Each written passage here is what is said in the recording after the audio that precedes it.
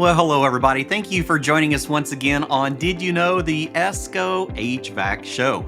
We spend a lot of time trying to encourage you educators to bring certain technologies and certain education into the classroom to prepare our students for the consumers that they're going to encounter. And as contractors, we're encouraging you to look at new products and make sure that you're aware of the transitions that we're going through and to make sure that we're comfortable with the technologies. But we don't always talk about what the consumer actually wants, which you'd think we want to start there, wouldn't you? So today we are joined by a very special guest that I'm really excited to have this conversation. Hillary Semmelman, Senior Vice President for Decision Analyst. How are you doing today? I am doing fabulous and super excited for our conversation. Yeah, it's so cool to think about, actual analytics for what consumers, including myself, is really after. Like, what do we really want? Because we've done a lot of, internal surveys, and we've had a lot of, polls that we've asked some of our audience of, what they see, what they like, right? How is the heat pump transition working? Are you seeing more heat pump water heaters? And I know, like for myself, I have a son that recently got married. They're mid-20s. They bought their first house, and for my generation, our generation X, one of the first things we typically did was we remodeled kitchens and we remodeled bathrooms, right? And that tended to be one of our biggest investments. And I noticed really quick that my son and his wife had a slightly different perspective. They wanted new garage doors. They wanted better windows. They wanted to have a new HVAC system. They wanted to make sure that they were doing energy responsible upgrades to their home. And we thought, well, that's really interesting. And so it makes us all start thinking, well, what do people really want? And that's great. I can't wait to share what that is. And I can't wait to share a little bit of perspective that might align with your young son, a young homeowner's perspective as well. Yeah, because it's a learning curve for me just trying to understand, a new generation. And most of us educators and contractors, we're in that same boat. We're trying to learn about a changing world. So let's start talking about Decision Analyst and what the American Home Comfort Study is. Would love to. So at Decision Analyst, we do custom research for a variety of brands, industries, regions, whatever it might be. We help people answer business questions through insights. And the insights can be from consumers like homeowners or B2B among contractors or others that might be on this call. But specifically with the American Home Comfort Study, it is a rich piece of information. It is actually a 390 plus page report. Oh, wow. And in that report, we have been tracking consumer insights, homeowner insights for over 20 years. And our report happens every 3 years. And in January, we surveyed 2,500 homeowners about their recent home comfort HVAC equipment from the past 2 years. So in the past 2 years, we know that they purchased some kind of heating and cooling equipment. We had them take a survey online. It was approximately 25 minutes in length. That gives you an idea of like how deep we go. Yeah. And it's from that survey then that we're able to share these insights. We trend the information. So we collect the research every 3 years. So in this particular report, I'll be able to share trends and insights from 2019, 2022, and 2025. Oh, wow. And what I love about this particular set of data is that in 2022, think about it, we asked them about their previous 2 years, what they had purchased in that time period was COVID. And when we were at home more and working from home more, and your kids were schooling at home.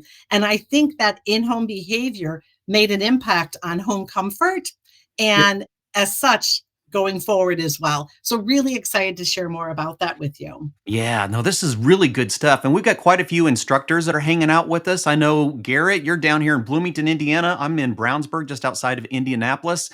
Scott V, thanks for joining us from Ohio. Kendrick, I know you're up north as well, outside of Chicago. Everyone, let us know where you're joining in from because this is going to be very important for educators. When we talk about our PAC meetings, our programmatic advisory committees who are helping direct where our training programs are going, they're commonly influenced by the local contractors. One of the things that we always try to discuss here at HVAC Excellence and ESCO is, do you have the right contractors in your advisory committee that is directing your program? Because if they're not, you may be preparing students for something that they may not even actually encounter. And I can see where this can help us understand the audience a little bit better to make sure our programs are following the trend of the consumer. I mean, that's what we're preparing. We're preparing technicians for consumers. It's really what we're doing. Exactly. And just sort of sitting and thinking it from the consumer, the homeowner perspective. Yeah. So, as I was sort of gathering some thoughts for this conversation, and as we were chatting about it, you're like, so what are the highlights from the report? Well, Yeah. I've already shared how vast the report is. So, it's hard to come up with like these big trends, but I'll give you a little peek under the hood, if you will, Yeah. of Yeah. 3 trends that I see from the data set. Okay. One is about like just the HVAC consumer in general, like who are they? Within our research, the HVAC consumer tends to be a little bit older, a little bit higher income. They want to be aging in place, staying Mm, in place. So, if they want to age in place, what does that mean for home comfort and how well that home comfort has to work and last for them? A big trend that we're seeing, and we'll probably have a bit of a conversation around is, air quality, indoor air big. quality and what Yeah. that means to home comfort. And also a part of this research, we're going to see why people are buying. Is it an Mm, emergent need? Is there an emergency and they have to replace it? Or is there some other reason? And so that's one big trend that we'll see. The second one is around products and what sure. people are using. And you mentioned heat pumps at the top of the call, right? People are still buying, central ACs and furnaces, but the propensity for that has gone down. It's still the vast majority, but it's gone Right. down a little bit. And Hmm. coming up are the ductless mini splits, are the Hmm. heat pumps, different fueling sources, right? Like geothermal heat pumps. And so it's interesting to kind of see the shift within the Yeah. product landscape. And I think that's important to understand that the homeowner is still learning and Yeah. there's an opportunity for the homeowner to be educated on what's the best product for their home, their energy needs, their comfort needs, whatever it might be. And Yeah. then the third, Clifton, the third big trend here, which I think is this is probably my most fascinating piece of it, and I hope we can talk more about it, is around the journey and the customer experience. Mm, What we see, I'm going to give you a peek under the hood to the folks that are on the call, but people are, they shop, they get their product from contractors, from home improvement stores. Guess what? They're also getting product online. yeah. And that's a trend we saw in 22 and we're continuing to see, and it's increasing as Hmm. well. I find that fascinating. And then the customer experience, they're still incredibly satisfied. Contractors are doing a great job of meeting need. Manufacturers are doing a great job of building product that meets need.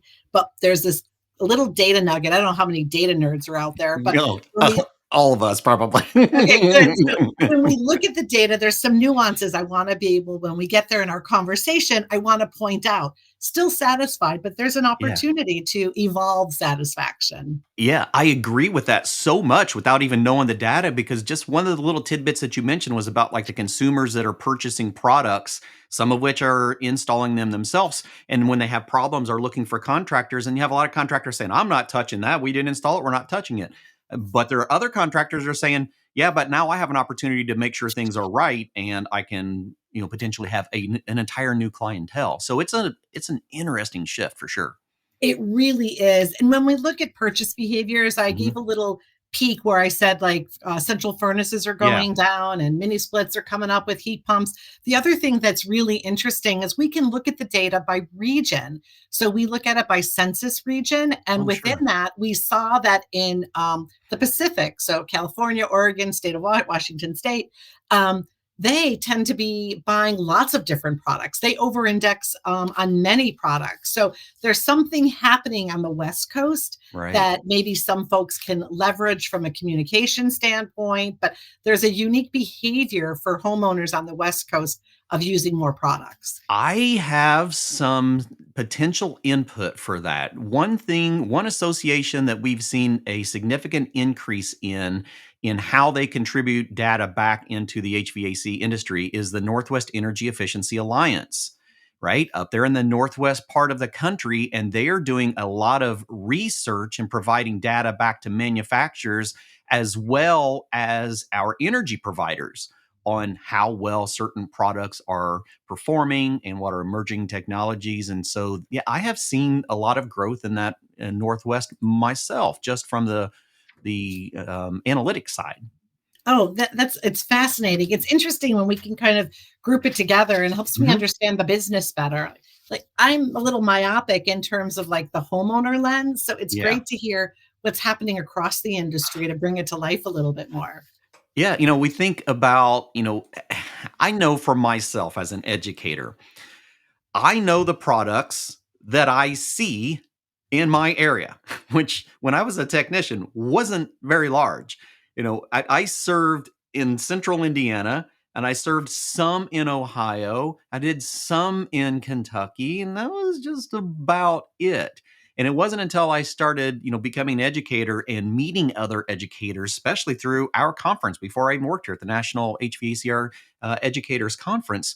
I've been meeting people that were like, what do you mean you don't have oil heat? That's all we have, oil heat up here in the Northeast. And I'm like, Right.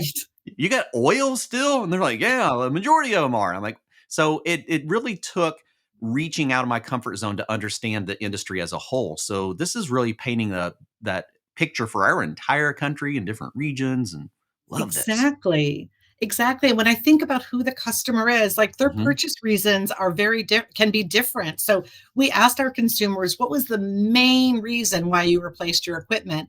And of course, breakdowns comes to the top of the list. That's like the Right. most frequently mentioned thing. But gosh, it only represents almost 20%. It's What true. else is happening why people are making these purchase decisions? Yeah. So it's the equipment isn't working right. Maybe it's getting old, so they want to get to it before it get has a big problem. It could be that they are, it's too expensive for the repair.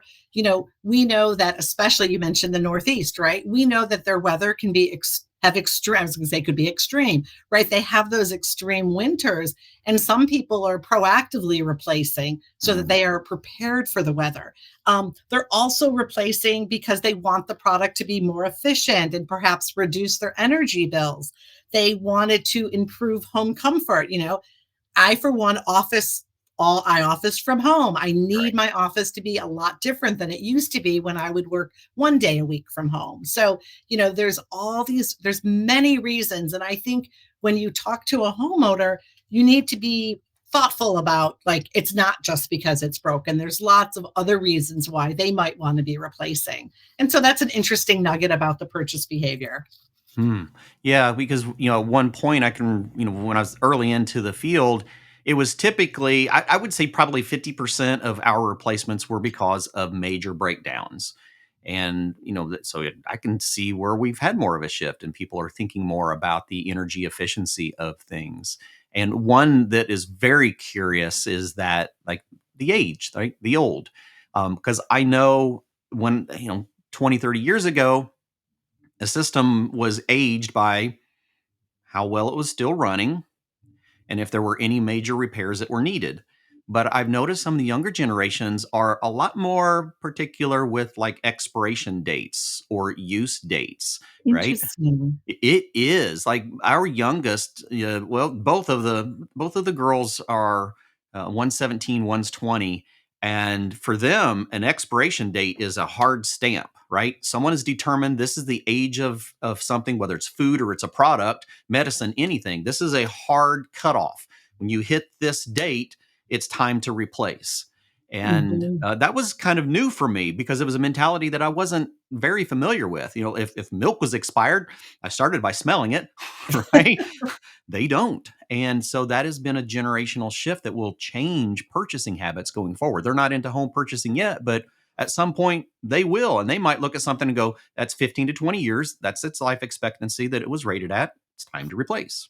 So Right. that's really It's cool. interesting, and we see in durables in general, a Yeah. little bit of an older consumer might wanna hang on to it. They feel like Yeah. the older products last longer, and Hmm. they don't wanna get a new product because 'cause they're afraid it won't give them the same amount of longevity that their Mm. other one did. So, it's just interesting how there are these shifts by generation, and I think we need to be thoughtful about that. Yeah, it So really is. another thing what we think about is like, why are you buying product? Why are you Mhm. getting a new HVAC equipment? And for some people, this is still important, but what's interesting here, it's declining. So if you look at the slide, we have 2019, 22, and 25 data. And while still important, it's dropped more than 20 points in terms of purchasing the product because it needs to be energy efficient. Some people are just expecting products to be energy Wow. efficient now and wanting Okay. to have product that really helps with more with home comfort, better temperature control, and things like that. So there's a variety of reasons why people are replacing product. It's not only around energy efficiency. That is very intriguing. Yeah, that's almost opposing of what I would have expected to see. Yeah, and sometimes and this is really small, but they're Yeah. replacing because they want their indoor air quality to be improved by X. So it's really Right. interesting how it's evolving. So efficiency is important, but there are other things that have become more important. Not more, but relatively important, I also gotcha. important. Yeah, not I more, gotcha. but relatively, because that's the highest rating. Another thing we wanted to know about is, hey, are you buying like service contracts, extended Mm. warranties? What's happening there? And homeowners are indeed buying both of them. And we know that especially with the extended warranties, that's an opportunity typically for an upsell and to increase that ticket. And so these extended warranties are really on the rise, and we do see that increase from our most recent wave in 22. Um, and Mm. I think that people are taking advantage of these service warranties, thinking that they will be helpful for them.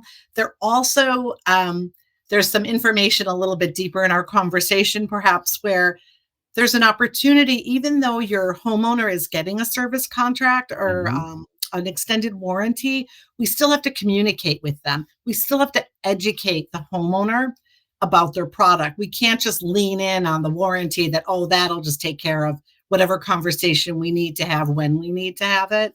So that's just a little added nugget where we have to maintain a good communication with the homeowner. Yeah, that relationship is so important. This slide alone really makes me think about one of the topics that many service technicians struggle with.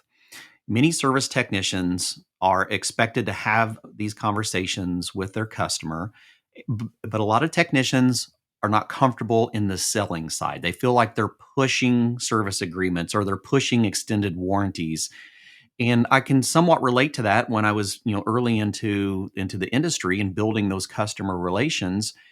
But this is such an interesting perspective because it shows that, well, it looks like the demand is Yes. growing for these. Yes, I agree completely.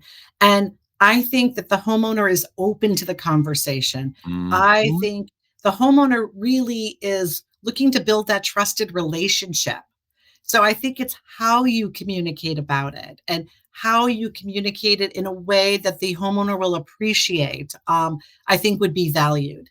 Yeah, I really do too. One of the things we've been discussing a lot in our classrooms is the soft skills education side, right? We're not just technical educators, we're people educators. And this is one of those avenues that shows that importance of teaching quality communications. Completely, and we see it throughout the data, Clifton. I mean, No kidding. there are some parts of the survey where we ask about some attitudes and behaviors Huh? that they're seeking Right. from contractors and techs, and it really is those softer skills, and I Uh, think, it's an opportunity to shine, yeah. right? If you're able to do that. So, another I'm kinda going into, like, another section here with this. So we Okay. understood, like, who the homeowner was and what they were doing, and now we want to think about, what are some of their preferences or what are some ways that we can kind of be connecting budgets with solutions as we think about some of that content. And as we think about budgets, we have to understand why the purchase. And so what we do know is that almost half of our respondents, our homeowners, are making a purchase out of an emergency situation, right? Wow. Like it has to be replaced. Yeah. But what we also know is that, I think with more people working at home, and we sort of chatted about it at the beginning of our conversation, they're also just wanting to have better home comfort. But it's important to know about this emergent behavior, because it kind of snowballs into some other conversations that you'll be having with the homeowner once you identify why they need the service or the new equipment. We had seen just the amount of boxes being sold in 20 and 21 diminishing, a little bit because people were starting to spend more time at home, invest in their homes more, and were more aware that, it was a very important thing in their budget to understand that HVAC is now extremely important. And so to me, that also shows that in those emergency situations, people are already prepared a little bit more to make some investments during those opportunities, really. Right. And they may not be financially prepared, but they're Right. mentally prepared Mentally for it. prepared. Yeah. Yeah. Exactly. No, Very that's cool. great. And then on the next slide, we have some information about bids and costs. I have the pleasure of doing qualitative research with contractors. And, Mm, we sometimes chat about, well, how many bids do you think your homeowner is seeking? And this is really interesting. Not almost half, because it's 42%. Y'all see it right there. But right. 42% of homeowners only got one bid Really? before the purchase. Yep, that's the face I get a lot. Really? Just one bid?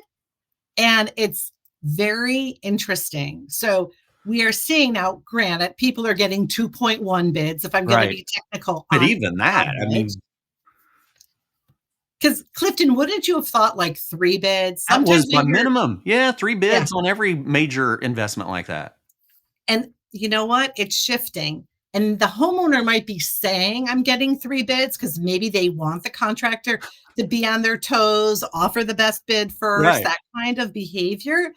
But the data doesn't support the 3 bid process. So, and it doesn't mean people aren't getting 3 and 5 bids, but overall, in general, on average, it's 2.1, which I think is fascinating from what I've heard from like the contractor perspective. Yeah, that just doesn't even hardly make compute. I mean, it makes sense, but it's hard to compute because I was always under the assumption that a homeowner is gonna have 2 to 3 bids before they made a final selection.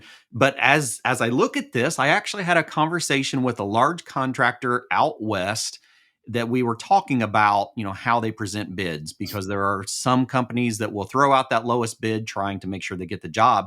And this contractor didn't feel that way. He said, "No, I bid it appropriately and I form a relationship with that customer because if that customer likes me, they're going to go with my Right. bid." There's the proof. Uh-huh. They really do. It becomes a trusted partnership. And we'll talk, there's a lot going on with the contractor, and is the homeowner going to a contractor first or seeking a brand first? And we'll chat about that in a little Yeah. bit. But when we look here at like the purchase decision, so in general, it takes them about a week to make the decision. And if there is like an emergency purchase, it happens more quickly. Perhaps in 5 days is the average here. Right. And we know people can be either going to a contractor or maybe doing some research. And if you're doing internet research, you're taking a whole lot of time before you make a decision. And you're probably evaluating brands, making your pro con list, that kind of thing. But in general, it takes about a week to make a decision. And I think that's important for the contractor to know. Yeah, especially if you're being pushed for a deadline and this has to be closed by this or this, to realize that it's probably going to take a homeowner a week before they commit Right, to something of that, right, volume. right. Huh. And then I think another part of this whole purchase decision is, oh my gosh, how am I going to pay for this? Yeah. Right?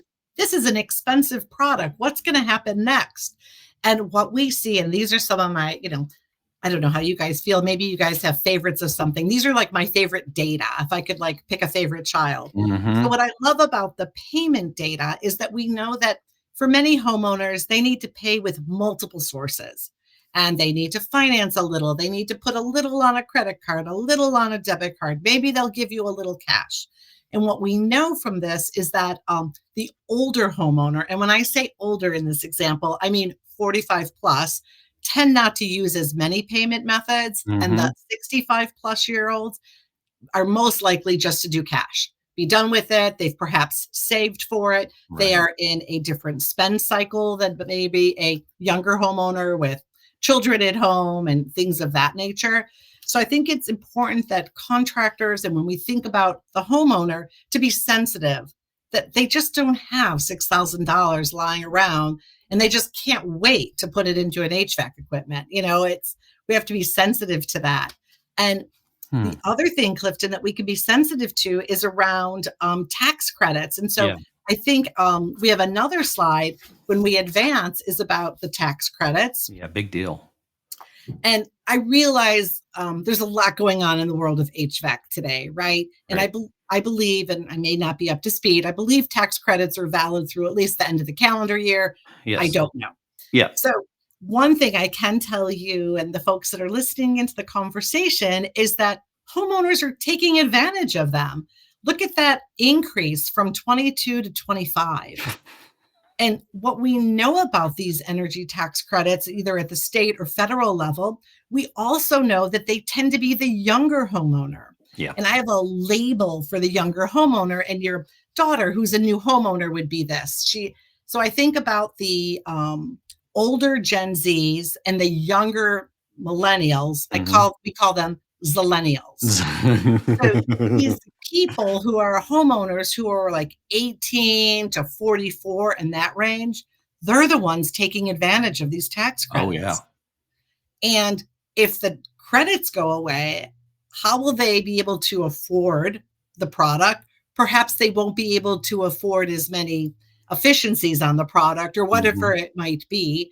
But I think it's something that we have to be thoughtful about when we're speaking with homeowners and thinking about how they're going to pay for it, or if while tax credits are in effect, educate the heck out of them so they can take advantage of it. Yeah. That was one of the first questions that my son had asked: is what tax credits are available? Oh, everything, like everything that we talked about. Because when we were looking through his home, I'm like, okay, what kind of things you want to do? Because I'm kind of a handyman. I love working on homes, and I'm looking around at different projects, and he's like, what has the biggest tax credits? What has the biggest tax incentives? I'm like, that's where you're starting. He's like, yeah, absolutely, that's where I'm starting. And that was a different experience for me. But I mean, I look at that and I can see. I mean, that's a huge jump. And it's truly driven by the younger homeowner like your son. Uh-huh. It's super fascinating. The older homeowners weren't even aware of them. No. It just wasn't on their radar. So it's an opportunity for education. Yeah, well, and I've talked to a lot of contractors. Man, this is a really interesting one too. I've talked to older contractors, so I would simply say Gen X and older contractors that do not talk to their customers about tax credits and incentives because they don't want to take the time to stay up to date with what is current, and so they don't even mention it to their consumers. I'm like, that is I can't imagine not doing that. But now I can sit here and realize that probably the younger contractors, every job, probably mentioning that to their consumer. And I do know that some of the manufacturers have up to date tax credit information on their Mhm. websites. Yeah. Yeah. So It's gotten a lot it easier to could be find. helpful, right? So totally fascinating. Yeah. And then Love that. the other thing when we think Mm. about, how we can sell into the homeowner, okay, indoor air quality, I feel like it just really exploded isn't like the polite word for it, but it totally It did. exploded after this 22 wave that we had. After people were confined to their homes for a Hmm. while, they learned to appreciate the need for indoor air quality and what that meant. And what we see is that homeowners are definitely willing to spend for it. They're more aware of allergens that they might have. They have pets in their home, right? They've got pet dander. We also know that from an ancillary perspective, people have portable indoor air quality units that you can kind of move around. But I think there's an opportunity when the manufacturer is able to communicate and highlight indoor air quality to pass that and educate that to contractors and others in the industry and the community to be able to sort of talk about that with the homeowner because it's very valuable and important to the homeowner. Yeah. I know at our own conference 5 years ago, you very rarely had a class or see an exhibitor that was focused on indoor air quality in particularly. And last year, it was huge. It was significant, the amount of classes and the amount of products that were focusing on indoor air quality. It was astronomical. Totally agree. At AHR in February on the Hmm. floor, IAQ was everywhere. I Hmm. totally agree with that. So that's something else when we think about selling into homeowners. These are things that we can sell into them that would Right. be important to them. And then the other thing in the last slide in this particular section is about energy efficiency. So people are still seeking, products that are energy efficient. They want to still be comfortable in their home. They want energy efficiency that is affordable to them. Mm. They're really leaning in on it. And they're also, I said they want it that's affordable, but there's also some that are willing to spend more to be 25% more energy efficient. They Yes. feel they will save on their energy utilities as part of that. But being able to communicate and articulate in a way that resonates with the homeowner about how to be more energy efficient would be really helpful.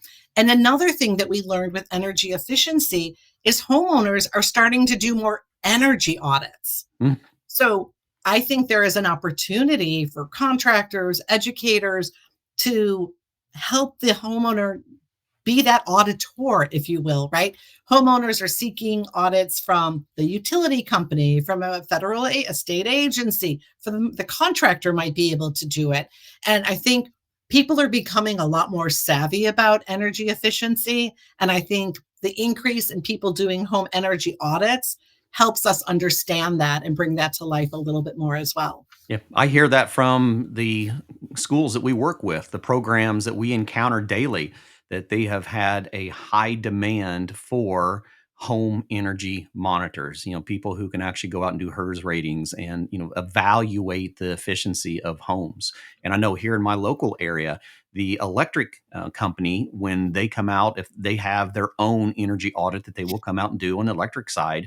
And while they're there, you're getting products to improve the efficiency of your home, but you're also getting coupons, and you're getting pamphlets on energy efficiency rebates that Mhm. they offer for HVAC and high efficiency plumbing products like heat pump water heaters. So that's really grown.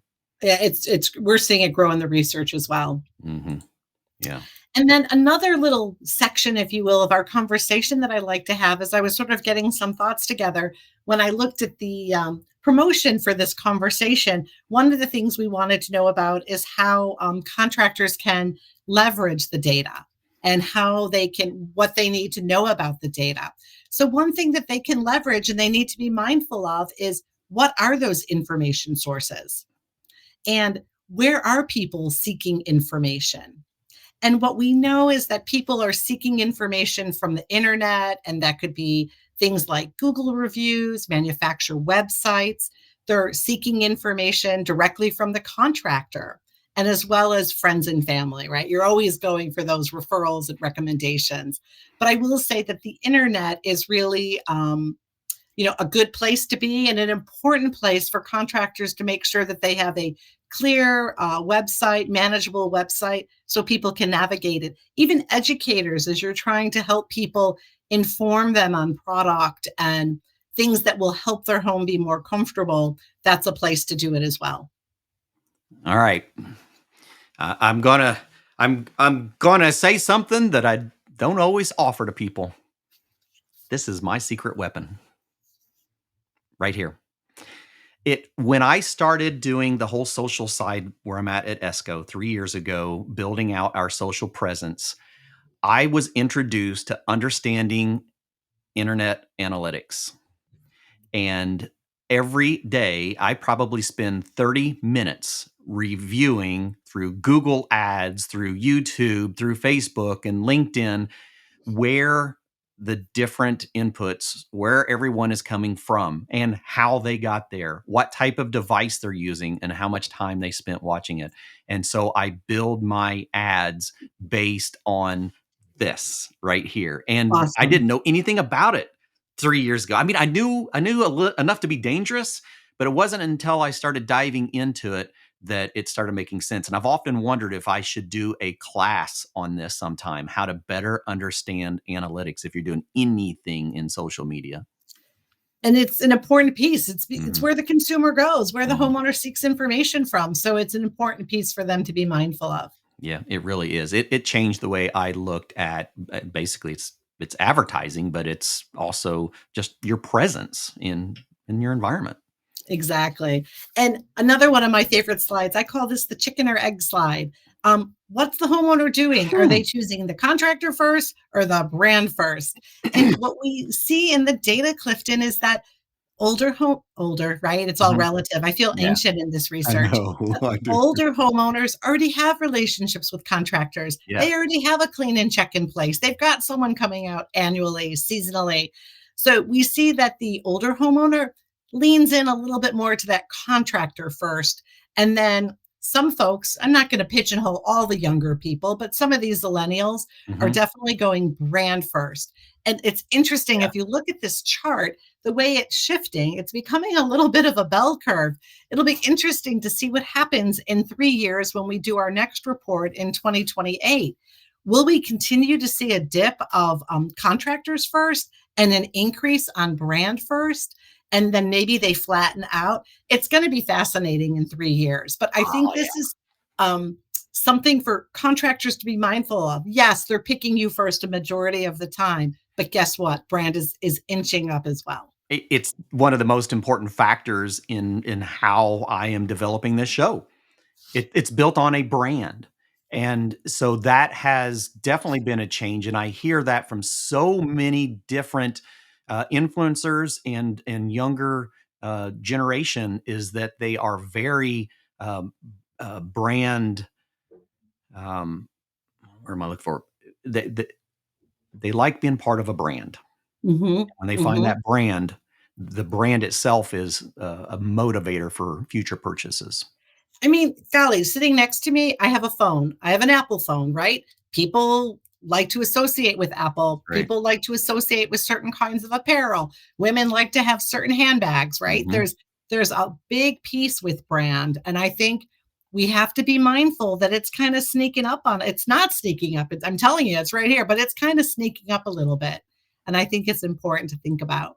I do too. That was the reason that I branded our podcast very similar to the live show. This show is Did You Know the ESCO HVAC Show? And the podcast is Did You Know the ESCO HVAC Podcast? And I keep that branding similar because of that. And I see a lot of retention of the same consumers of content on both platforms. And it's familiarity. They feel Mhm. safe. They feel Yep. comfortable with it. Yep. So that's great. It's cool. Another thing when I think about like converting sales into Ooh. revenue and thinking about it, we have to be mindful of where people are purchasing products from. So in this example, 86% is traditional. And for me, traditional is the contractor and home improvement store. Yeah. Okay. So we bundle that together. And contractor is really, golly, I think it's more like 62%. And then home improvement store are like 34% and 43%, somewhere in Okay. there. So what we're seeing is that people still leverage traditional channels. Hmm. However, people are also buying product on the internet. And the first time we really saw this blip was in 2022. Oh, And I find it fascinating, and it's really driven by age. So these people that I've labeled the Zillennials, yeah. 72% of those buying online are younger homeowners. Yeah.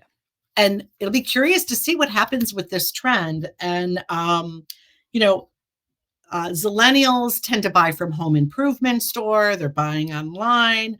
They're not buying at the same propensity directly from a contractor. And that's important. I'd be curious to know what happens with your son when he ends up buying his unit, although he has a different relationship with contractors probably. Right. But it'll be interesting to see how this evolves over the years. Yeah, absolutely. That is fascinating. It makes you start thinking about, the evolution of technology, is that part of the driving force? And And it's how they grew up. that's it. So something to be mindful for. Yeah. And Oh, then, oh, James, go that's ahead. really, really interesting.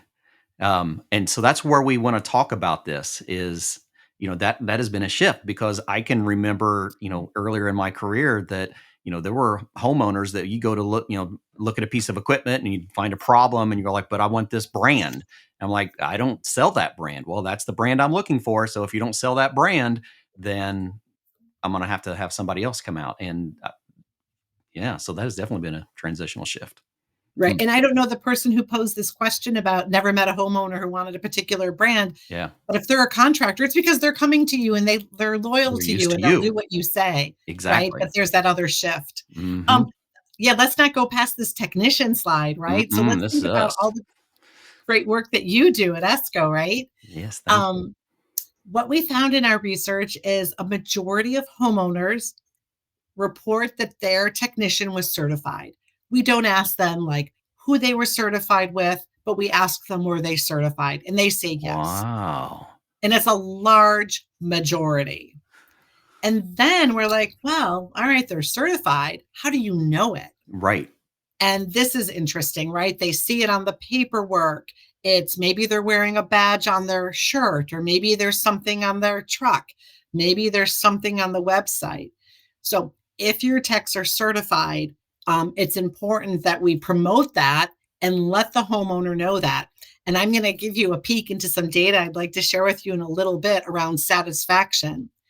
If a Huh. tech is certified, homeowner satisfaction experience is higher. Oh, I'm on if Howard's on here right now, we're going to have to buy this survey, Howard, because So I know it he is wants the data as much as I do to dive into this, because we talk about it all the time, the importance of it's certification. higher, and Hmm. it's maybe the tech is able to communicate in a different way, Yeah. show their expertise in a different way, but it's fascinating from that side. And I'll kind of churn through these our next few conversation points more quickly so we have time for a Q&A. But Okay. also there's this opportunity for ancillary equipment. I gave Oh yeah. some conversation around indoor air quality, portable units, portable humidifiers, dehumidifiers, also within ancillary equipment. We know, I wouldn't say a thermostat, it is sort of ancillary, but Hmm. pretty much everyone's getting a thermostat with their new unit. But then there's this conversation around smart thermostats. Many people have it, so it's getting adopted. People don't know how to use their smart thermostats. So then there's frustration and override with the thermostat. There's an opportunity, perhaps, for contractor technicians to spend a little bit of time talking about the smart thermostat. Hmm. I sat in some qualitative research where contractors were like, ugh, I don't like smart thermostats because it's a wasted service call. It's because the homeowner doesn't know how to flip the switch or turn something a certain way, which would be me, right? I'd be like so confused by it. And it's it's interesting, but it's something that the homeowner's adopting and thinking they need, but they don't know how the benefits of using it. So wanted to give a call out to the smart thermostat in this particular slide of information. Yeah, there's another one on here that kind of caught me off guard. I'd gotten a call from my son one day, not too long ago, a few months ago. So he's a firefighter, right? He gives me a call, says, "Hey, Dad, me and all of the guys, all the guys are like his age firefighters. Me and the guys are sitting in here talking about who has what portable air purifier, and I just want to get your input on what's your favorite." I'm like, I don't even know that I'm educated enough to join this conversation. And every one of his friends had portable air purifiers at home. Yes. And that started in we saw that in the 22 report. So with Really? COVID, people wanted to make sure that their homes were as safe as possible. Yeah. That's very intriguing. Okay. So it's interesting. Yeah. All right. Getting into like I'm almost near the last section. So we want to know, great, people are researching products, they're getting bids, they're buying it, that's in their home. And guess what? Product is meeting need. It's great. 85% of homeowners think the product is working out great. We see home comfort needs. These numbers are still high in the 80s, but it's interesting that at super high efficiency, I thought it might have been higher.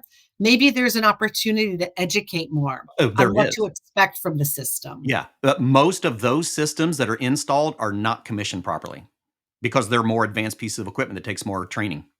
Fascinating. I Hmm. didn't consider that, Clifton. And I mean, these numbers are high, so I'm not going to like dog the numbers, but Yeah. I was surprised that super high didn't get the highest level of comfort to meeting their needs. Yep. No, it does. It makes sense to me because I see the level of education required. Those standard efficiency, that's typically what we're going to get in those, 1 to 3 year installers. High efficiency takes more education and training. That's going to be a little bit more experienced technician. And on those super high efficiency, the homeowner, it's a significant increase in price to get into the super high efficiency.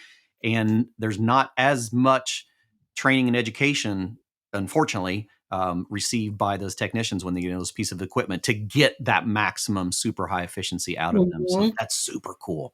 And That, it shows in the data. yeah. So it's really interesting about it.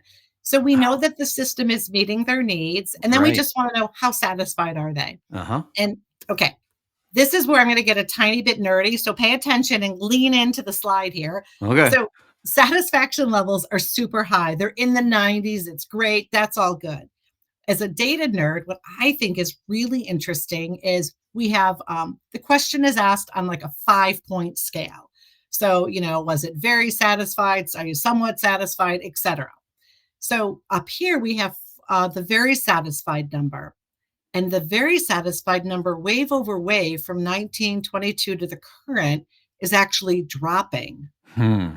So people are overall, I'll call it top two box satisfied. They're very or somewhat satisfied in the 90s, but their passion for their satisfaction, they're very satisfied, is It's going down. declining.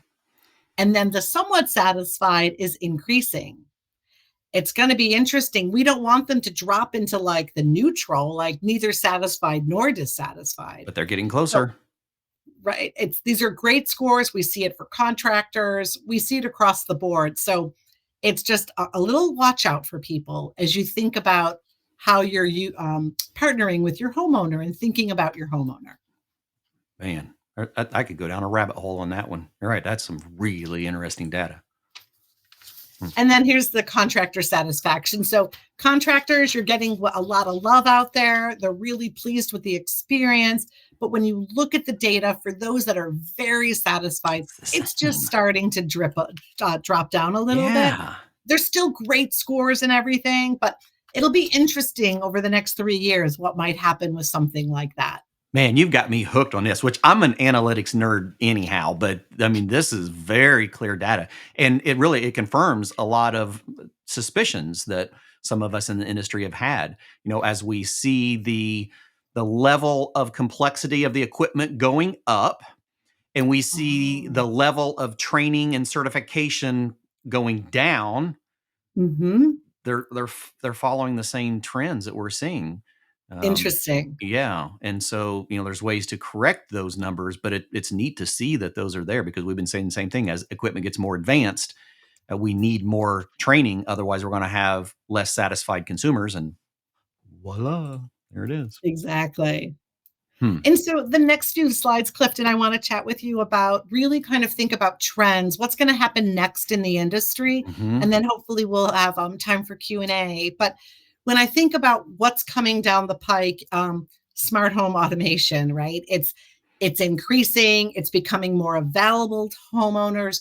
Homeowners may not even realize why they want it, but my neighbor has, a Ring doorbell and a smart security system, and the one across the street's got the smart draperies that go up and down, and all of that. So smart home automation is definitely on the rise, and I think that's something we need to be mindful of, and smart thermostats fall in there as well. Yeah, we are witnessing that firsthand because we think about some of the experienced technicians, experienced installers that have been in the field for a long time. They may be very comfortable and very good at what they've had experience with. But when we get into the connectability, the automation side, tying that HVAC equipment into a larger network of communication, most are not very comfortable with doing that. But we have an opportunity in the young generation that are coming into the field. I keep Yes, preaching these young tech savvy students and technicians are the ones that we should be handing this over to. They will teach ex- us how it works. exactly, because they grew up with it. Mhm. It's so much easier for them, but I agree with that. Yeah, wow, because that goes hand in hand with our tools. We're seeing the same thing in tools and technology.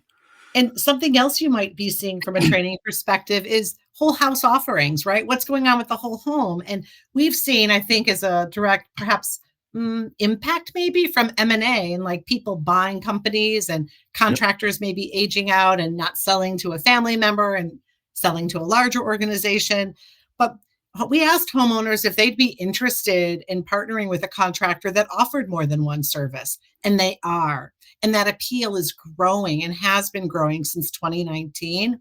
And then we asked people, great, okay, we know that you're interested in this. Oh, do you use it? And did the contractor that you partner with have other services? What other services did they have, or what other services did they offer to you? And believe it or not, right, indoor air quality, top of the list, which Hmm. is pretty important. And they had plumbing, energy efficiency, electrical. These are some of the categories that were rising to the top from the homeowner perspective. And I think that this is a trend that's coming. I don't hear a lot of chatter about it, but I know it's coming. And so I think contractors that maybe offer one service need to, like ducted work, of course, is a part of that. But I think our contractors do ducted work too. But I think it's important just to be aware, and I'm sure you guys are every day, that there's these other companies out there that are going to be able to do one-stop shopping, if you will, for the homeowner. So here's a perfect example, and I hope every educator out there and every contractor listens to this statement, because this is one of the struggles that we have in the industry right now that has the largest opportunity for both training as well as for HVAC contractors. As we are moving into heat pump water heaters or hybrid water heaters, the plumbers do not want to mess with them because they have to become EPA 608 certified to be able to install them in many regions. And HVAC contractors already know the refrigeration cycle.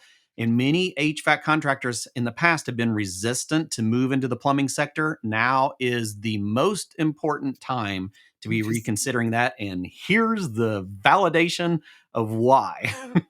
That's awesome. Love when that works out, right? Yeah, it's right there. I mean, it's showing us that, it's about that brand. It keeps coming back to a brand. Homeowners are becoming more brand reliant. They like that brand. And if you as a contractor has become the brand of choice for them, any additional service that you have available, they're going to be more enticed to acquire that from you than any of your competitors. Completely agree. I love how you summarized it. I have another slide here, Mhm. and you guys will be very happy. I haven't said this one word the entire time, but it's like predictive I am diagnostics, telling you. Yes. AI, right? Mhm. Yep. How will we talk about trends and what's coming down the pike without a reference to AI? Yeah. Right. And one thing I wanted to say here is that homeowners are open to it. We Mhm. asked them about familiarity. They're familiar with it.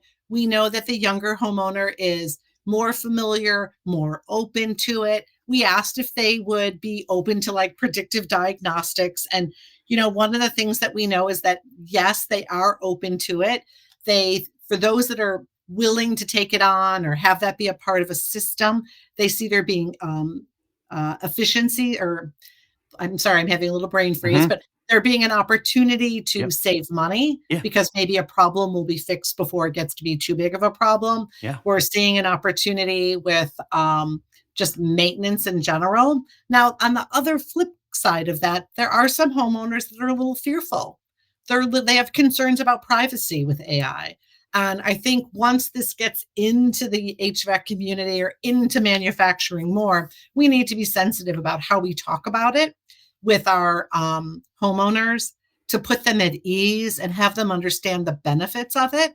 Because I think it's going to be a part of our future in one way or another, probably. There's going to be some part of AI in the future. Well, 100%. And I'm in that 45 plus. And I will tell you that one of our industry partners, right?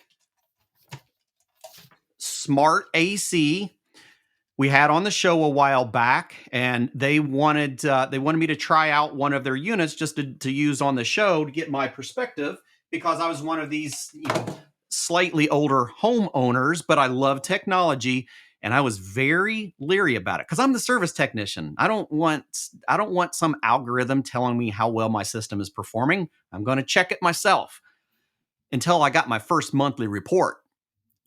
And then after that first month of the report, I continued the service Mhm. because now I look forward to my monthly report. It's my energy usage. It's telling me approximately when I should be replacing my filter based on runtime that it's been calculating off from previous cycles. It's telling me ways that I can adjust a thermostat to reduce my energy consumption because I don't need it during these certain particular times. I'm going, brilliant.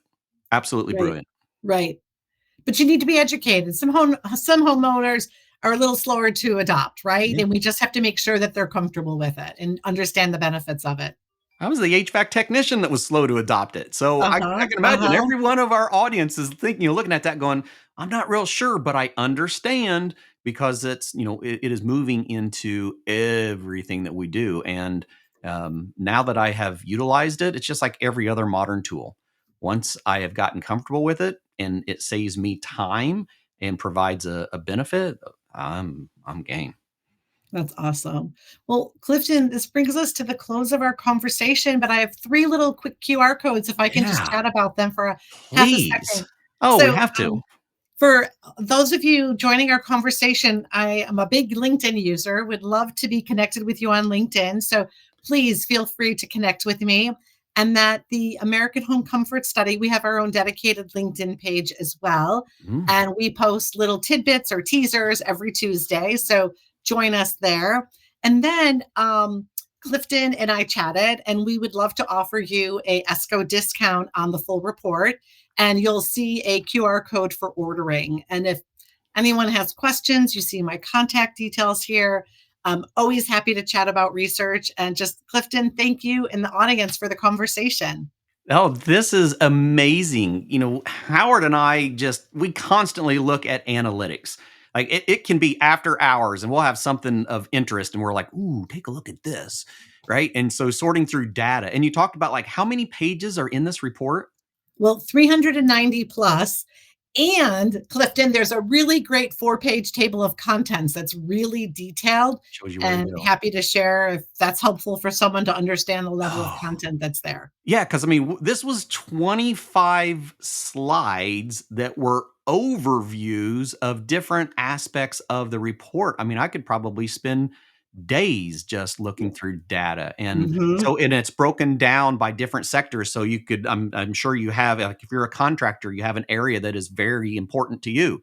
If you're a data analyst, there's the whole thing's ready for you. If you are a utility, there's an area for you. If you're a manufacturer, there's an Right. area for you. If you're just an educator like us, Exactly. there's stuff that can tell you what your actual audience is looking for. Right.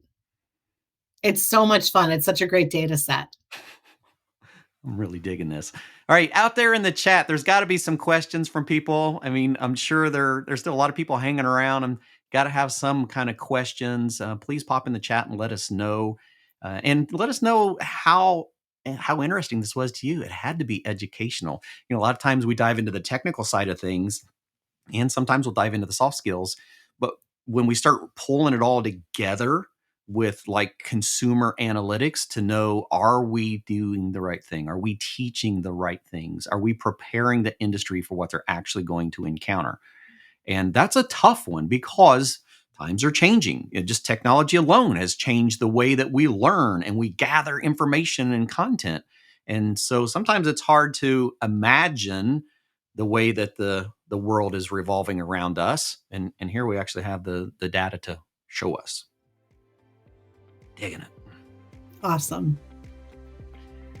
All right, looks kind of quiet out there. Like I said, a lot of our audience, they're tuned in, they're glued in, they're, receiving it very well. And if anyone does have any questions after the show, just, let us know. I'll put the link down there to decisionanalyst.com. Reach out and get to know Hillary a little bit better and see what it has to offer you, because just this little glimpse has offered me a ton. I can tell you that, and I'm very grateful for it.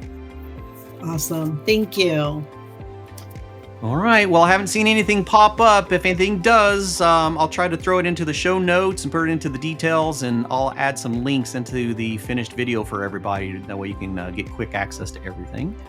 And there's no other questions. I think we'll call it a wrap. And Hillary, thank you so much for your time. Oh, thanks for including me. Have a great day, everyone. Bye, everyone.